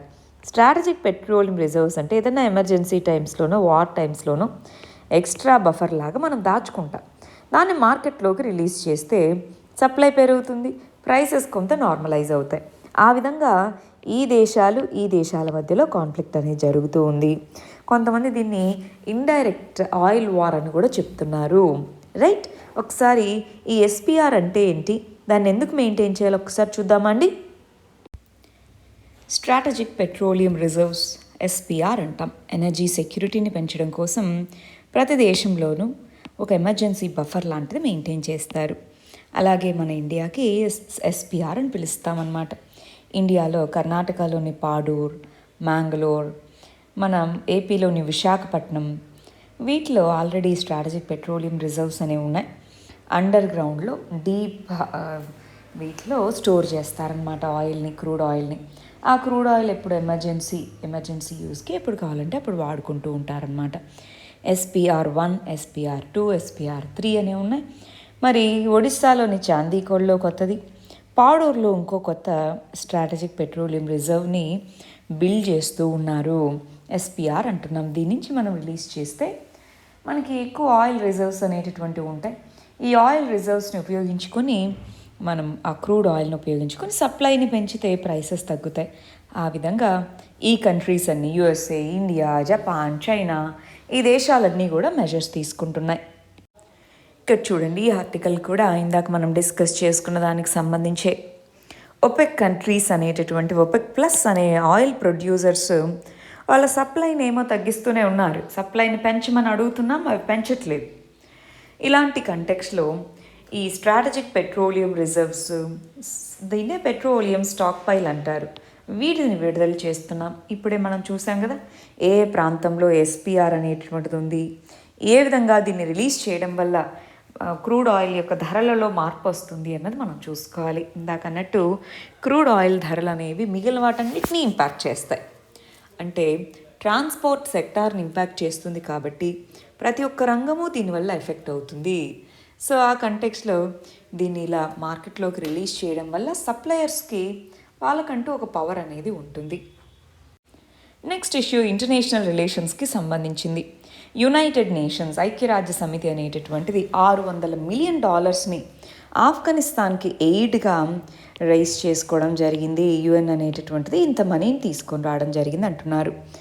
సరే, మరి ఆఫ్ఘనిస్తాన్కి సంబంధించి ఎందుకు వీళ్ళు $600 మిలియన్ తీసుకుని రావాలి? ఆఫ్ఘనిస్తాన్లో తాలిబాన్స్ టేక్ ఓవర్, ఎకానమీ అనేది పూర్తిగా ధ్వంసమైపోయింది, ఎకానమిక్ యాక్టివిటీ తగ్గింది. ఒకవైపు రెఫ్యూజీస్ పెరిగారు, ఇలా ఎంతో క్రైసిస్లో ఉంది. ఫుడ్ షార్టేజెస్ వచ్చేసాయి. ఇంకా వింటర్ రాబోతుంది. వింటర్లో ఇంకా ఫుడ్ అనేది చాలా తగ్గిపోతుంది. ఇంపోర్ట్స్ చేసుకోవాలంటే ఫారిన్ కరెన్సీ ఉండాలి, అది లేదు కదా. సో ఇలాంటి కంటెక్స్లో ఎయిడ్గా ఈ మనీని గ్యాదర్ చేయడం జరిగింది. అయితే మరి ఇంటర్నేషనల్గా తాలిబాన్స్ని గుర్తించినప్పుడు ఏ విధంగా ఈ ఎయిడ్ అనే దాన్ని సప్లై చేస్తారు? ఓవరాల్గా NGOs ద్వారా, వీటి ద్వారా 11 మిషన్స్ ఆఫ్ఘనిస్తాన్లో రన్ చేస్తున్న వాటికి ఫండింగ్ ఇవ్వడం జరుగుతుంది. గవర్నమెంట్కి ఇచ్చి ఖర్చు పెట్టండి అని కాదు, ఈ ఇంటర్నేషనల్ NGOs వీటికి ఖర్చు పెట్టండి అన్నట్టుగా వీటిని ఇవ్వడం జరుగుతుంది. నెక్స్ట్ ఇష్యూ డేటా ప్రొటెక్షన్ బిల్కి సంబంధించి. డ్రాఫ్ట్ డేటా ప్రొటెక్షన్ బిల్ ఏదైతే ఉందో దానికి సంబంధించి JPC, జాయింట్ పార్లమెంటరీ కమిటీ అనే దాన్ని ఏర్పాటు చేయడం జరిగింది. దానికి సంబంధించి డేటా ప్రొటెక్షన్కి సంబంధించి JPC కొన్ని సజెషన్స్ చేయడం జరిగింది. నాన్ పర్సనల్ డేటా బ్రీచ్ అవుతే 72 గంటల లోపల నోటిఫై చేయాలి అని, కంపెనీస్ అనేటటువంటివి ఫేర్ అల్గారిథంని యూజ్ చేయాలి పర్సనల్ డేటాని ప్రాసెస్ చేసేటప్పుడు, డేటా ప్రొటెక్షన్ ఆఫీసర్స్ అనేవాళ్ళు ఉండాలి, థర్డ్ పార్టీకి ఇన్ఫర్మేషన్ అనేటటువంటిది పాస్ చేస్తే వాళ్ళ ప్రిన్సిపల్స్ ఏ రూల్స్ ద్వారా ఈ డేటాని థర్డ్ పార్టీకి ఇస్తున్నారు ఇలాగ చెప్పడము, సోషల్ మీడియాకి సంబంధించి డేటా ఎలాగ ప్రాసెస్ చేయాలన్న దానికి రూల్స్, ఇలా కొన్ని చెప్తూ గవర్నమెంట్ అనేది డేటా తీసుకున్నప్పుడు దాన్ని ప్రాసెస్ చేయడం లేదా యూజ్ చేయడానికి చాలా ఎగ్జంప్షన్స్ అనేటటువంటివి ఉన్నాయి. ఆ ఎగ్జంప్షన్స్ ఏవైతే ఉన్నాయో వాటిని తగ్గించండి, రిలాక్సేషన్స్ని తగ్గించండి అన్నట్టుగా JPC జాయింట్ పార్లమెంటరీ కమిటీ అనేది రికమెండేషన్స్ ఇవ్వడం జరిగింది. అదేవిధంగా ఈ కమిషన్ అనేటటువంటిది సెన్సిటివ్ క్రిటికల్ డేటా అనేటటువంటిది ఏదైతే ఫారిన్ ఎంటిటీస్లో ఉందో అది ఇండియాలోనూ ప్లేస్ చేయాలి అన్నట్టుగా ఈ జాయింట్ పార్లమెంటరీ కమిటీ చెప్పడం జరిగింది. మనకి లాస్ట్ వీడియోలోనూ దీని గురించి చదివామండి. దానికి అడిషనల్ పాయింట్స్ ఇందులో ఉన్నాయి. సో మీరు ఈ ఆర్టికల్కి సంబంధించినవి ఏమైనా నోట్ చేసుకుంటూ ఉంటే అన్నీ ఒక చోట రాసుకునేందుకు ప్రయత్నించండి. నెక్స్ట్ ఇష్యూ గవర్నాన్స్కి సంబంధించింది. Central government last year Covid వచ్చినప్పుడు మరి పీపుల్కి సపోర్ట్గా ఉండాలి, ఫుడ్ సెక్యూరిటీ ఇది ఉండాలి అని చెప్తూ free food grain distribution scheme ఒకదాన్ని లాంచ్ చేసింది. దాన్నే ప్రధానమంత్రి గరీబ్ కళ్యాణ్ యోజన అని పిలుస్తున్నాం. ఇది ఫ్రీ రేషన్స్ని ప్రొవైడ్ చేస్తుంది. మార్చ్ 2022 వరకు దాన్ని ఎక్స్టెండ్ చేయడం జరిగింది. నవంబర్ 30తో ముగియాల్సిన టైము మార్చ్ 2022 వరకు, అంటే ఇంకొక 4 months ఎక్స్టెండ్ చేస్తూ క్యాబినెట్ అనేది నిర్ణయం తీసుకోవడం జరిగింది. దీని కింద 80 కోట్ల రేషన్ కార్డ్ హోల్డర్స్ ఎవరైతే ఉన్నారో వాళ్ళందరికీ 5 kgల రైస్, వీట్ అనేటటువంటి ఫ్రీ ఆఫ్ కాస్ట్తో ఇస్తుంది. అదేవిధంగా నేషనల్ ఫుడ్ సెక్యూరిటీ చట్టం కింద బెనిఫిషియరీస్ ఎవరైతే ఉన్నారో వాళ్ళకి 5 kgs అడిషన్ అనేటటువంటిది కూడా ఇవ్వడం జరుగుతూ ఉంది. ఫుడ్ సెక్యూరిటీ అనేటటువంటిది మెయింటైన్ చేయాలి, ఎస్పెషలీ ఇలాంటి క్రైసిస్ టైంలో. అందుకోసమే ఈ స్కీమ్ని లాస్ట్ ఇయర్ ఆత్మనిర్భర్ అభియాన్ అనే దాని కింద లాంచ్ చేయడం జరిగింది. నెక్స్ట్ ఇష్యూ గవర్నాన్స్కి సంబంధించింది. నేషనల్ ఫ్యామిలీ హెల్త్ సర్వే అనేటటువంటి దాని యొక్క రిజల్ట్స్ అనేవి వెలువడించడం జరిగింది. అందులో భాగంగా మనకి కొన్ని ఇండికేటర్స్, సోషల్ ఇండికేటర్స్లో బెటర్మెంట్ కనిపిస్తుంది అని చెప్తున్నారు. హాస్పిటల్ బర్త్స్ అనేటటువంటివి పెరుగుతూ ఉన్నాయి. చైల్డ్ న్యూట్రిషన్ వీటిలో కొంత పాజిటివ్ చేంజ్ అయితే వచ్చింది అంటున్నారు. చూడండి, అండర్ 5 స్టంటెడ్ అంటే వాళ్ళ ఏజ్తో కంపేర్ చేస్తే తక్కువ హైట్ ఉండడం. స్టంటెడ్ చిల్డ్రన్ తగ్గుతూ వస్తూ ఉన్నారు. చూడాలి, గమనించండి. 2005-06 48% ఉంటే ఇప్పుడు 35%. అదేవిధంగా వేస్టెడ్ అని తక్కువ వెయిట్ ఉండడం, అది మాత్రం చేంజ్ అంతగా రాలేదు. అండర్ వెయిట్ పర్సంటేజ్ అనేది తగ్గింది. మరి అనీమియా పర్సంటేజ్ చాలా తక్కువ ఇంప్రూవ్మెంటే చూపించడం జరిగింది. బట్ హాస్పిటల్ బర్త్స్ అంటే ఇన్స్టిట్యూషనలైజ్డ్ డెలివరీస్ అంటారు. హాస్పిటల్స్లో డెలివరీ అయ్యే వాళ్ళ సంఖ్య అనేది పెరగడం జరిగింది. నెక్స్ట్ ఇష్యూ సెక్యూరిటీ ఇష్యూస్ అనే టాపిక్ రిలేటెడ్. రీసెంట్గా 199 టెర్రరిస్ట్ అనే వాళ్ళు యాక్టివ్గా ఉన్నారు కాశ్మీర్ వ్యాలీలో అన్నట్టుగా చెప్పడం జరిగింది. వాళ్ళలో చాలామంది లోకల్సే ఉన్నారు. ఇక్కడ కంటెక్స్ట్ ఏంటి అంటే ఎన్ని అటాక్స్ జరిగాయి, ఎంతమంది చనిపోయారు, ఇలాంటి క్వశ్చన్స్ రావండి. లోకల్ మిలిటెంట్స్ అనేటటువంటి వాళ్ళు ఎందుకున్నారు, మరి వాళ్ళకి సపోర్ట్ ఇచ్చేది ఎవరు, ఆ సపోర్ట్ని ఏ విధంగా లోకల్ మిలిటెంట్స్కి సపోర్ట్ తగ్గించి అక్కడున్న యూత్ ఏ విధంగా టెర్రర్ సపోర్ట్ గ్రూప్స్ వీటి నుంచి దూరంగా జరగాలి, ఇవి చూడాలి. దానికి 2 రకాల స్ట్రాటజీస్. ఒకటి సెక్యూరిటీ మెజర్సే, అరెస్ట్ చేయడము, స్ట్రింజెంట్ పనిష్మెంట్ ఇలాంటివి. రెండోది డెవలప్మెంట్, అక్కడ employment opportunities, educational opportunities, political development, ఈ ఫీలింగ్ ఆఫ్ ఎలినేషన్ అనేది ఉంటుంది. గవర్నమెంట్ మమ్మల్ని పట్టించుకోదు అలాంటి అవన్నీ తీసేయడం, ఇది రెండో స్ట్రాటజీ. రెండు కలపాలి. ఎప్పుడు ఈ ఇష్యూని ఒక సెక్యూరిటీ ఇష్యూ మాత్రమే కాదు, డెవలప్మెంటల్ ఇష్యూగా కూడా మనం చూడాలి. నెక్స్ట్ ఇష్యూ సైన్స్ అండ్ టెక్నాలజీకి సంబంధించింది. వైరస్ కేసెస్ అనేటటువంటివి యూరోప్లో మళ్ళీ పెరుగుతూ ఉన్నాయి. సో ఈ కంటెక్స్ట్లో ఏం చేయాలి అనేదే ఇక్కడ క్వశ్చన్ అన్నమాట. COVID-19కి సంబంధించి లాస్ట్ ఇయర్ మార్చ్ ఆ టైం నుంచి సివియర్గా కేసెస్ పెరగడం మొదలుపెట్టాయి. ఇయర్ కొంత దాని యొక్క ఉధృతి తగ్గింది వ్యాక్సిన్స్ వల్ల అనుకుంటున్నాము, కానీ మళ్ళీ న్యూ వేరియంట్స్ లాంటివి వస్తున్నాయి. అయితే ఇక్కడ గమనించాల్సింది ఏంటి అంటే డెవలప్డ్ కంట్రీస్లోనూ వ్యాక్సిన్స్ అవైలబుల్గా ఉన్న వాళ్ళు ఈజీగానే వ్యాక్సిన్స్ని యాక్సెస్ చేసుకున్నారు. African countries, Latin American countries, poor and middle income countries, వాటికి వ్యాక్సిన్ అవైలబిలిటీ లేదు, ఉన్నా తక్కువ మందికి ఉంది.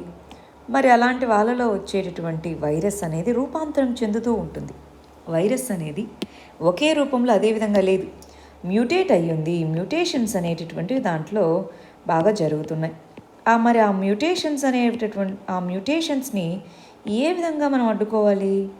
వ్యాక్సిన్స్ ఇవ్వడము, ఎఫెక్టివ్గా స్ప్రెడ్ని ఆపగలగడం. అంటే మనం ఇప్పుడు యూరోప్లో ఆపి, అమెరికాలో ఆపి, ఇక్కడంతా ఆపేసి ఆఫ్రికా ఇలాంటి ప్రాంతాలు ఆపకపోతే ఆ మ్యూటేషన్స్ మళ్ళీ వేరే ప్రాంతాలకైతే వస్తాయి కదా. అంటే మనం ఎన్ని బూస్టర్ డోస్ వ్యాక్సిన్స్ వేసుకున్నా సరే ఆ మ్యూటేషన్స్ని అడ్డుకోలేం కదా. సో అందుకోసం ప్రపంచవ్యాప్తంగా ప్రతి ఒక్కరికి వ్యాక్సిన్స్ అందుబాటులో ఉంటేనే మనకి కోవిడ్ నుంచి అందరూ ప్రొటెక్ట్ చేయబడతారు, అంతేనా. ఇంకొకటి WHO అనేటటువంటిది ఒమిక్రాన్ అనేటటువంటి న్యూ వేరియంట్ ఏదైతే ఉందో అది క్విక్గా స్ప్రెడ్ అవుతుంది మిగిలిన వాటికంటే అని చెప్తున్నారు. ప్లస్ వ్యాక్సిన్స్ తీసుకున్న వాళ్ళకు కూడా మళ్ళీ ఇన్ఫెక్షన్ రావచ్చు అంటున్నారు, అవునా. అంటే వ్యాక్సిన్స్ మాత్రమే మనకి ట్రాన్స్మిషన్ చైన్ని ఆపలేవు. పాండమిక్ని ఆపాలంటే వ్యాక్సిన్స్ మాత్రమే కాదు, దానికి తగ్గట్టుగా అన్ని ప్రాంతాలకి వ్యాక్సిన్స్ అనేటటువంటివి అందడము, ఎక్కడెక్కడైతే బ్రేక్ త్రూ ఇన్ఫెక్షన్స్, హాస్పిటలైజేషన్స్ జరిగాయో అక్కడ వాటిని ఐడెంటిఫై చేయడము, ఇలాంటివన్నీ చేస్తేనే మనకి దీన్ని ఈ ఇన్ఫెక్షన్స్ దాని యొక్క డెత్స్ని ఆపగలము. నెక్స్ట్ ఇష్యూ ఎకానమీకి సంబంధించింది. ఇండియాలో కే షేప్డ్ ఎకనామిక్ రికవరీ ఉందా అన్నది ఇక్కడ క్వశ్చన్. మనకి ఎకనామిక్ రికవరీ అని ఎందుకు ఆ పదాన్ని ఎందుకు వాడాల్సి వస్తుంది ఇక్కడ? లాస్ట్ ఇయర్ కోవిడ్ టైంలో ఎకానమీ అనేటటువంటిది నెగిటివ్ గ్రోత్ రేట్ జోన్లోకి వెళ్ళింది. ఆ ముందు ఇయర్ కూడా 2019 నుంచి కూడా ఇండియాలో జీడిపి గ్రోత్ రేట్ అనేది స్లో డౌన్ అయింది. దాన్ని ఎకనామిక్ స్లో డౌన్ అంటాం. మరి ఆ ఎకనామిక్ స్లో డౌన్ ఏదైతే ఉందో ఆ స్లో డౌన్ నుంచి రికవర్ అవ్వడాన్ని మనం ఎకనామిక్ రికవరీ అంటాం. ఎకనామిక్ రికవరీ మనం చూస్తే మన యొక్క బడ్జెట్లో కానీ ఎకనామిక్ సర్వేలో కానీ వి షేప్డ్ ఎకనామిక్ రికవరీకి మనం రీచ్ అవుతాము అన్నట్టుగా రాసింది. అంటే దాని మీనింగ్ ఏంటి? సడన్గా గ్రోత్ అనేది పడిపోవడం జరిగింది అన్ఫోర్సీన్ సర్కామ్స్టాన్సెస్ వల్ల, మళ్ళీ అంతే సడన్గా ఎకానమీ రైజ్ అవుతుంది, అది వి షేప్డ్ రికవరీ అంటాం. అది ఉంటుంది అన్నారు. కానీ ప్రస్తుతం మనకు అవైలబుల్గా ఉన్న డేటా చూస్తే, ఎంప్లాయ్మెంట్ కానీ వీటన్నిటి ప్రకారం చూస్తే జాబ్ డిమాండ్ ఎంజీఎన్ఆర్ఈజీఎస్ వీటికి ఉన్నటువంటి జాబ్ డిమాండ్స్ వీటన్నిటిని చూస్తే మనకి ఎకనామీ స్లో డౌన్ అయింది, ఆర్గనైజ్డ్ సెక్టార్ కొంత రికవర్ అయింది, అనార్గనైజ్డ్ సెక్టార్ ఎంఎస్ఎంఈ ఇలాంటివి ఇంకా డౌన్ఫాల్కి వెళ్తున్నాయి. అంటే దీన్ని మనం కే షేప్డ్ రికవరీ అనొచ్చా? చూడాలి. ఇదేమో ఒకటేమో ఎకనామిక్ రికవరీ పైకి వెళ్తుంటే ఇంకొకటి స్లో డౌన్ వల్ల ఇంకా కిందికి. ఈ మధ్యలో ఎంత ఎక్కువ గ్యాప్ ఉంటే అంత ఇన్ఈక్వాలిటీస్ ఉన్నట్టు. ఈ గ్యాప్ తక్కువగా ఉంది అంటే రికవరీ మోర్ ఆర్ లెస్ సేమ్గా వెళ్తున్నట్టు, అంతేనా. మరి ఇన్ఈక్వాలిటీస్ని ఎలా తగ్గించాలి? ఈ కే షేప్డ్ రికవరీ అనే దాని నుంచి ఏ విధంగా ఓవరాల్గా ఇంక్లూజివ్ గ్రోత్కి వెళ్ళాలి? ఇక్కడ కొన్ని వెల్ఫేర్ స్కీమ్స్ గురించి డిస్కస్ చేయడం జరిగిందండి. ఫైనాన్షియల్ ఇంక్లూజన్ వచ్చే విధంగా చూసుకోవాలి. ఎస్పెషల్గా మిడిల్ క్లాస్ మరియు లోవర్ మిడిల్ క్లాస్ వీళ్ళకి సపోర్ట్గా ఉండేటటువంటి ఏదైనా వెల్ఫేర్ స్కీమ్స్ని వాటిని డిజైన్ చేయగలగాలి. ట్యాక్సేషన్లో ప్రోగ్రెసివ్ ట్యాక్స్, రిగ్రెసివ్ ట్యాక్స్ అని రెండు ఉంటాయి. ప్రోగ్రెసివ్ ట్యాక్సేషన్ వైపు వెళ్ళాలి. దానివల్ల మిగిలిన వాళ్ళు లో ఇన్కమ్ గ్రూప్స్ ఎవరైతే ఉంటారో వాళ్ళ మీద ఫినాన్షియల్ ప్రెషర్ని తగ్గించేలాగా చర్యలు తీసుకోవాలి. అప్పుడు ఈ కే షేప్డ్ రికవరీ నుంచి మనం బయటికి రావచ్చు. నెక్స్ట్ ఇష్యూ గవర్నాన్స్కి సంబంధించింది. యూనిఫైడ్ రెగ్యులేటరీ ఫ్రేమ్వర్క్ ఉండాలా? ఎవరికి సంబంధించి? Telecom companies, internet companies. Telecom companies సపరేట్గా, ఇంటర్నెట్ సేవల్ని ప్రొవైడ్ చేస్తూ ఇంటర్నెట్ యాప్స్ ఇలాంటివి ఉన్నాయా? So internet companies. ఈ రెండిట్లో ఇప్పుడు జియో అన్నది చూస్తే జియో మొబైల్ ఫోన్స్ని వాళ్ళే తయారు చేస్తున్నారు, జియో నెట్వర్క్ వాళ్ళది ఉంది, జియో అనేది గూగుల్ ఇలాంటి వాటిలో ఇన్వెస్ట్ చేసి ఉంది. అంటే ఇలాగ మనకి ఇంటర్నెట్ కంపెనీస్కి ఈ టెలికాం కంపెనీస్కి మధ్యలో కోఆర్డినేషన్ ఉండాలి. ఇప్పుడు ఒకరే ఈ రెండిట్లో ఉంటే వాళ్ళు ఈ రెండింటిని డామినేట్ చేస్తే మనకి ఇక్కడ ఒక ఇంపార్టెంట్ టర్మ్ ఉందండి. అదే ఓవర్లాపింగ్ ఆఫ్ సర్వీసెస్ ఓవర్లాప్ అవ్వడము. వాల్డ్ గార్డెన్స్ అంటే ఈ పర్టిక్యులర్ సర్వీసెస్ వీళ్ళు మాత్రమే ప్రొవైడ్ చేస్తారు. లెట్సే మీరు రిలయన్స్ అనేటటువంటి ఫోన్ కొంటే దాంట్లో ఓన్లీ రిలయన్స్ సిమ్మే పనిచేస్తుంది. ఒకవేళ వాళ్ళు రిలయన్స్ జియో అనేటటువంటిది ఏదైనా కొన్ని యాప్స్తో వీటితో అగ్రిమెంట్ చేసుకుంటే ఓన్లీ వీటినే మీరు యాక్సెస్ చేసుకోవచ్చు అన్నారనుకోండి, అలాంటి కాన్సెప్ట్ని వాల్డ్ గార్డెన్ అంటారు. మరి ఇలాంటి కంటెక్స్లో ఇటువంటిది వద్దు అనే ఇండియాలో net neutrality telecom regulatory authority of India అనేది నెట్ న్యూట్రాలిటీ రెగ్యులేషన్స్ తీసుకొని వచ్చింది. వీటితో పాటు వీటి మధ్య కాంపిటీషన్ని ప్రమోట్ చేయాలి, వీటి మధ్య మోనోపోలీస్గా ఫామ్ అవ్వకుండా ఉండేలాగా చేయాలి. అదేవిధంగా వీటిలో ఈ వాల్డ్ గార్డెన్స్, ఓవర్లాపింగ్ జ్యూరిస్డిక్షన్స్ ఇలాంటివి నెగిటివ్ ఇంపాక్ట్ మినిమల్గా ఉండేలాగా చూసుకోవాలి. అలాగా ఒక యూనిఫైడ్ రెగ్యులేటరీ ఫ్రేమ్వర్క్ కావాలి అన్నది ఇక్కడ చెప్తున్నటువంటిది. నెక్స్ట్ ఇష్యూ ఇంటర్నేషనల్ రిలేషన్స్కి సంబంధించింది. రెండు దేశాల మధ్య మ్యూచువల్ రెస్పెక్ట్ అనేది ఇంపార్టెంట్ అంటున్నారు. అంటే ఒకరికొకరు రెస్పెక్ట్ అనేది ఉండాలి అని. ఇక్కడ ఎగ్జాంపుల్గా ఇండియా బంగ్లాదేశ్ని చెప్పడం జరిగింది. ఇండియా బంగ్లాదేశ్ మధ్య ల్యాండ్ బౌండరీ మరియు మ్యారీటైమ్ బౌండరీ మధ్య డిస్ప్యూట్స్ అనేవి ఉండేవి. వాటిని మ్యూచువల్గా అగ్రిమెంట్తో రెండు దేశాలు సాల్వ్ చేసుకోగలిగాయి. 1971 వార్ అయిపోయి బంగ్లా లిబరేషన్ జరిగి 50 సంవత్సరాలు అయిన సందర్భంగా అందులో మాట్లాడుతూ ఇండియా బంగ్లాదేశ్ లాగా బైలేటరల్గా ఉన్నటువంటి ఈ ల్యాండ్ బౌండరీ, మ్యారీటైమ్ బౌండరీ డిస్ప్యూట్స్ని రిజాల్వ్ చేసుకోవాలి. అంటే ఇక్కడ ఇండైరెక్ట్ ఎవరి గురించి మాట్లాడుతున్నట్టు? చైనా, పాకిస్తాన్, అవునా? కానీ కొన్ని దేశాలు అగ్రెసివ్గా బిహేవ్ చేస్తున్నాయి. కానీ బంగ్లాదేశ్ అనేటటువంటిది ఆ మ్యూచువల్ రెస్పెక్ట్కి ఎగ్జాంపుల్ అన్నట్టుగా ఇక్కడ చెప్తున్నారు. నెక్స్ట్ ఇష్యూ ఇంటర్నేషనల్ రిలేషన్స్కి సంబంధించింది.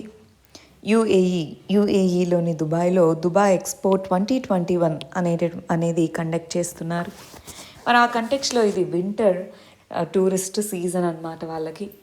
ఈ కంటెక్స్లో ఆ ప్రాంతంలో ఎయిర్ బబుల్ అనేటటువంటి దాన్ని, ఎయిర్ బబుల్ రెస్ట్రిక్షన్స్ ఏవైతే ఇండియా విధించిందో దాన్ని తీసేయాలంటున్నారు. ఇంతకీ ఎయిర్ బబుల్ అంటే ఏంటి? ఇంటర్నేషనల్ ట్రాన్స్పోర్ట్ మీద, ఫ్లైట్స్ వీటి మీద ఇండియా అనేది వెళ్ళడానికి రావడానికి కొన్ని రెస్ట్రిక్షన్స్ను విధించింది. ఈ దేశాల నుంచి ఈ దేశాలకి ఇంత నుంచి ఇంతవరకే ఇలాంటి కండిషన్స్ అనేది పెట్టింది. వాటినే ఎయిర్ బబుల్స్ అని అంటారు. ఈ ప్రాంతం నుంచి ఈ ప్రాంతానికి రాకపోకలు అన్నట్టుగా అన్నమాట. ఈ ఎయిర్ బబుల్స్ నుంచి ఎక్సెప్షన్ని మాకు కావాలి అన్నట్టుగా యూఏఈ అడగడం జరిగింది. ఎవరిని? ఇండియాని. కానీ ఇప్పుడున్నటువంటి మళ్ళీ ఒమిక్రాన్ అనే న్యూ వేరియంట్ దృష్ట్యా ఇంకా రెస్ట్రిక్షన్స్ని పెంచే అవకాశం ఉంది, తగ్గించే అవకాశం అయితే లేదు. నెక్స్ట్ ఇష్యూ ఇంటర్నేషనల్ రిలేషన్స్కి సంబంధించింది. ఆఫ్ఘనిస్తాన్లో లిథియం రిజర్వ్స్ అనేవి ఉన్నాయి. మరి ఈ లిథియం రిజర్వ్స్కి సంబంధించి వాటిని మేము మైన్ చేసుకుంటాము అన్నట్టుగా చైనీస్ కంపెనీస్ అనేవి డీల్ చేసుకుంటున్నాయి. మరి ఆఫ్ఘనిస్తాన్ గవర్నమెంట్, ఆఫ్ఘనిస్తాన్లో ఇప్పుడు తాలిబాన్స్ రూల్ ఉంది. ఆఫ్ఘనిస్తాన్స్ వీళ్ళు ఒప్పుకుంటారా? ఒప్పుకున్నారు. ఆల్రెడీ ఒప్పుకోవడం కూడా జరిగింది. వాళ్ళకి ఇప్పటికే ఎకనామిక్గా ఇంపాక్ట్ అనేది చాలా అడ్వాన్స్గా ఉంది. ఫుడ్ సెక్యూరిటీకి సంబంధించి ఫుడ్ గ్రెయిన్స్ ప్రాబ్లం ఉంది. ఇంటర్నేషనల్గా ఫారెక్స్ రిజర్వ్స్ లేవు.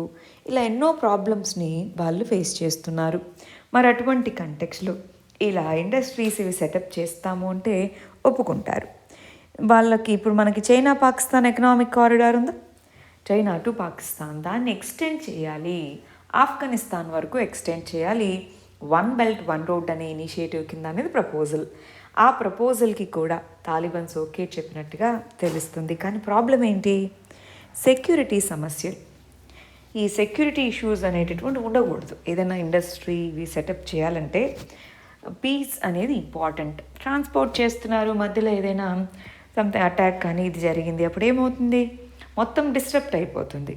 సో అందుకోసం సెక్యూరిటీని మెయింటైన్ చేయడం అనేది ఇంపార్టెంట్. అప్పుడే ఇండస్ట్రియల్ డెవలప్మెంట్ కానీ ఏదైనా జరుగుతుంది.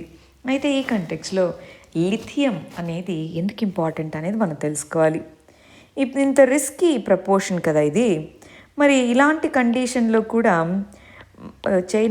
చైనీస్ కంపెనీస్ అనేవి ఎందుకు లిథియంని ఆఫ్ఘనిస్తాన్ నుంచే తీసుకోవాలనుకుంటున్నాయి?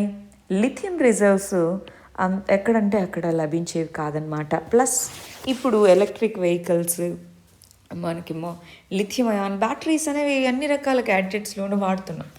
సో వాటికి కంపల్సరీగా లిథియం అనే రా మెటీరియల్ కావాలి. దానికి డిమాండ్ రోజు రోజుకు పెరుగుతూ వస్తూ ఉంది. ఆ కంటెక్స్లో ఈ లిథియం రిజర్వ్స్ డిపాజిట్స్ని మైన్ చేయడం అనేది ఒక ఇంపార్టెంట్ ఎకనామిక్ యాక్టివిటీ. అందుకోసం చైనీస్ కంపెనీస్ అనేవి ఆఫ్ఘనిస్తాన్లో ప్రయత్నాలు మొదలుపెట్టాయి. నెక్స్ట్ ఇష్యూ ఇంటర్నేషనల్ రిలేషన్స్కి సంబంధించింది. రీసెంట్గా శ్రీలంకన్ క్యాబినెట్ అనేది ఈస్ట్ టెర్మినల్ ప్రాజెక్ట్ అంటున్నాం. కొలంబో పోర్టులోని ఈస్ట్ కంటైనర్ టెర్మినల్. ఇక్కడ దాంట్లో సెకండ్ ఫేజ్ డెవలప్మెంట్కి చైనా యొక్క ఒక కంపెనీని వాళ్ళకి అనుమతులు ఇవ్వడం జరిగింది. మనకు గుర్తుంటే కొన్ని నెలల క్రితం ఈస్ట్ కంటైనర్ టెర్మినల్ ప్రాజెక్ట్లో ట్రైలేటరల్ అగ్రిమెంట్ ఏదైతే ఇంతకుముందు శ్రీలంక చేసుకుందో దాన్ని క్యాన్సిల్ చేసుకుంది. ఏ దేశాల మధ్య? Sri Lanka, Japan, India. ఈ 3 దేశాల మధ్య త్రిసభ్య ఒప్పందం అంటారు, ట్రైలేటరల్ అగ్రిమెంట్ జరిగింది దీన్ని డెవలప్ చేయడం కోసం. కానీ అప్పుడు ఇది మా లోకల్స్ ఒప్పుకోవట్లేదని చెప్పి క్యాన్సిల్ చేసేసి వెస్ట్ కంటైనర్ టెర్మినల్ పోర్ట్ అనేది మనకి ఇచ్చారు. అప్పుడే మనం అన్నాం చైనా వాళ్ళ ప్రెషర్తోనే మీరు ఇలా చేస్తున్నారు, అప్పుడు అది ఒప్పుకోలేదు. కానీ ఇప్పుడు ఈ ప్రాజెక్ట్ని మళ్ళీ చైనీస్ కంపెనీకి ఇవ్వడం అంటే దాని మీనింగ్ ఏంటి? అప్పుడు వీళ్ళ ప్రెషర్తోనే అప్పుడు మన యొక్క ప్రాజెక్ట్ని క్యాన్సిల్ చేసినట్టు కదా. ఈ రీసెంట్గా మనం గమనించి చూస్తే శ్రీలంక, చైనా దేశాల మధ్య క్లోజ్ కోఆపరేషన్ అనేది పెరుగుతూ వస్తూ ఉంది. రైట్. నెక్స్ట్ ఇష్యూ ఎకానమీకి సంబంధించింది. ఆర్బీఐ అనేటటువంటిది అకామిడేటివ్ మానిటరీ పాలసీని ఫాలో అవ్వాలి, గ్రోత్ అనే దాన్ని సపోర్ట్ చేయాలంటే అంటున్నారు. అంటే ఏంటి? అసోచామ్ అనేటటువంటిది. సో ఈ కంపెనీస్ యొక్క గ్రూప్ అన్నమాట. దీంట్లో ఆర్బీఐ మానిటరీ పాలసీ ఏదైతే ఫాలో అవుతుందో, మానిటరీ పాలసీ కమిటీ అని స్పెసిఫిక్గా ఉంది. అది ఏదైతే ఫాలో అవుతుందో అది 2 రకాల మానిటరీ పాలసీస్ ఉంటాయండి. ఒకటి టైట్ మానిటరీ పాలసీ, అంటే మనీ సప్లైని తగ్గించడం. రెండోది ఈజీ మానిటరీ పాలసీ, దాన్నే అకామిడేటివ్ మానిటరీ పాలసీ అంటారు. ఇప్పుడు ఇంట్రెస్ట్ రేట్స్ అనేవి తక్కువగా ఉన్నాయి, అవునా? ప్రస్తుతం ఉన్నటువంటి కంటెక్స్లో అకామిడేటివ్ మానిటరీ పాలసీ అనేటటువంటిది ఫాలో అవ్వండి. ఇప్పుడు ఏదైతే వడ్డీ రేట్లు తక్కువగా ఉన్నాయో అదే కంటిన్యూ అవ్వండి. వచ్చే కొన్ని రోజుల్లో గ్రోత్ అనేది పెరగాలి అంటే ఇన్వెస్ట్మెంట్స్ కావాలి, ఇన్వెస్ట్మెంట్స్ కావాలంటే లోన్స్ ఇవి కావాలి. తక్కువ వడ్డీ రేటు ఉంటే మంచిదా? లోన్స్ తీసుకున్నప్పుడు ఎక్కువ వడ్డీ రేటు ఉంటేనా? తక్కువ వడ్డీ రేటు. సో ఆ కంటెక్స్ట్లో గ్రోత్ అనేది పెరగాలి అంటే అకామిడేటివ్ మానిటరీ పాలసీ ఉండాలి. ద్రవ్య విధానము, ద్రవ్య పరపతి విధానం అంటారు. సో అది ఉండాలి అన్నట్టుగా ఇక్కడ చెప్తున్నారు. నెక్స్ట్ ఇష్యూ పాలిటిక్స్ సంబంధించింది. ప్రీ లెజిస్లేటివ్ కన్సల్టేషన్ పాలసీ అన్నదాన్ని దాని యొక్క ప్రాపర్ ఇంప్లిమెంటేషన్ యొక్క నీడ్ ఏంటి అని అడుగుతున్నారు. మనకి ఏదన్నా ఒక బిల్లుని ప్రవేశపెట్టేటప్పుడు 2 చట్టసభల్లో ప్రవేశపెట్టక ముందే దాన్ని పబ్లిక్ కన్సల్టేషన్స్ కని పెట్టడం, అదేవిధంగా పార్లమెంటరీ స్టాండింగ్ కమిటీస్కి పంపించడం అనేది ప్రొసీజర్ మనం ఫాలో అవుతున్నాం. ఆ ప్రొసీజర్కి సంబంధించి ప్రీ లెజిస్లేటివ్ కన్సల్టేషన్ పాలసీ అనే దాన్ని ఫామ్ చేయడం జరిగింది. 2014లోనే సెంట్రల్ గవర్నమెంట్ అనేది పిఎల్సిపి, ప్రీ లెజిస్లేటివ్ కన్సల్టేషన్ పాలసీ, దాన్ని పాస్ చేయడం జరిగింది. ఈ పాలసీలో సిటిజన్స్, దానికి ఆ పాలసీ రిలేటెడ్గా ఉండే స్టేక్ హోల్డర్స్ దాన్ని తీసుకొని రాకముందే దాని మీద డిస్కస్ చేసి దాని రిలేటెడ్గా ఇంటరాక్ట్ అయ్యే అవకాశాన్ని పాలసీ కింద కల్పిస్తున్నారు. మరి ఇప్పుడు మనం అగ్రికల్చర్ చట్టాలు కానీ లేబర్ చట్టాలు కానీ చూస్తే ప్రేయర్ కన్సల్టేషన్ సరిగా లేదు. అందువల్లే ఇప్పుడు రీసెంట్గా చూస్తే అగ్రికల్చరల్ చట్టాలని రిపీల్ చేయాల్సి వచ్చింది. అలా రిపీల్ చేయాల్సిన అవసరం ఉండేది కాదు కదా. ఇంప్లిమెంటేషన్ అనేది ఈ ప్రీ లెజిస్లేటివ్ కన్సల్టేషన్ లేకపోతే కష్టం. ఎందుకని? ఇంప్లిమెంటేషన్లో అందరు స్టేక్ హోల్డర్స్ పార్ట్ అవుతారు కాబట్టి. సో ప్రీ లెజిస్లేటివ్ కన్సల్టేషన్ అనేది క్యాబినెట్, లోక్సభ, రాజ్యసభ వీటన్నిటిలో ఇన్కార్పొరేట్ చేసాం. వాటికి ప్రయారిటీ ఇవ్వాలి, ఉన్నాయి, ఉంటే సరిపోదుగా, పాటించగలగాలి. అదొక స్టాట్యూటరీ కాన్స్టిట్యూషనల్ కమిట్మెంట్గా పరిగణించాలి. అది ఇక్కడ చెప్తున్నటువంటిది. మన లాస్ట్ ఇష్యూ గవర్నాన్స్కి సంబంధించింది. లేబర్ లా రిఫార్మ్స్ అనేవి ప్రపోజ్ చేయడం జరిగింది. వాటి ఇంప్లిమెంటేషన్లో డిలే అనేది అవుతుంది. అది ఇక్కడ విషయం. మరి ఎందుకు డిలే అవుతుంది? మనం ఇందాకే ప్రీ లెజిస్లేటివ్ కన్సల్టేషన్ పాలసీ అనుకున్నాం. ఆ ప్రీ లెజిస్లేటివ్ కన్సల్టేషన్ పాలసీ అనేది గవర్నమెంట్ సరిగా ఫాలో అవ్వట్లేదు. దానివల్ల ప్రాపర్గా స్టేక్ హోల్డర్స్ అంటే ఇక్కడ labour unions, trade unions, management, ఇలా వివిధ రకాలైనటువంటి ఇండివిజువల్స్ మీద వివిధ ఇండివిజువల్స్, సంస్థలు ఎవరి మీదైతే ఇంపాక్ట్ ఉంటుందో వాళ్ళని కన్సల్ట్ అవ్వాలి. అలా కన్సల్ట్ అవ్వకుండా తీసుకున్నప్పుడు ఈ చట్టాలు అనేవి ఇంప్లిమెంట్ చేయడము కష్టమే. ఒకవేళ మొదలు పెట్టినా సరే ప్రాపర్గా ఉండదు. ఆ కంటెక్స్లో ఇండియాలో లేబర్ చట్టాలు అనేటటువంటి వాటిని 4 కొత్తవి తీసుకొని వచ్చారు. 4 లేబర్ కోడ్స్ అంటాం. Code on wages, code on industrial relations, occupational safety code, code on industrial security. ఇలాగ 4 కోడ్స్ అనేవి తీసుకొచ్చాం. లేబర్ అనేది కన్కరెంట్ లిస్ట్కి సంబంధించిందండి. అంటే ఉమ్మడి జాబితా. సెంటర్ స్టేట్ రెండు కూడా దీని మీద చట్టాలు చేయొచ్చు. మరి ఇలాంటి కంటెక్స్లో లేబర్ రిఫార్మ్స్ అనేవి తీసుకొని రావాలి అని ప్రస్తుతానికి సెంట్రల్ లెవెల్లో ఉన్న మల్టిపుల్ చట్టాలన్నీ తీసేసి సింప్లిఫై చేసి 4 కోడ్స్గా తీసుకొచ్చారు. ఆ 4 కోడ్స్ ఏంటి? ఒకవేళ అసలు లేబర్ రిఫార్మ్స్ గురించి మీకు ఐడియా లేకుండా ఉంటే మన ప్లాట్ఫామ్లో లేబర్ రిఫార్మ్స్ వీటికి సంబంధించి ఒక కాంప్రిహెన్సివ్ వీడియో ఉంది.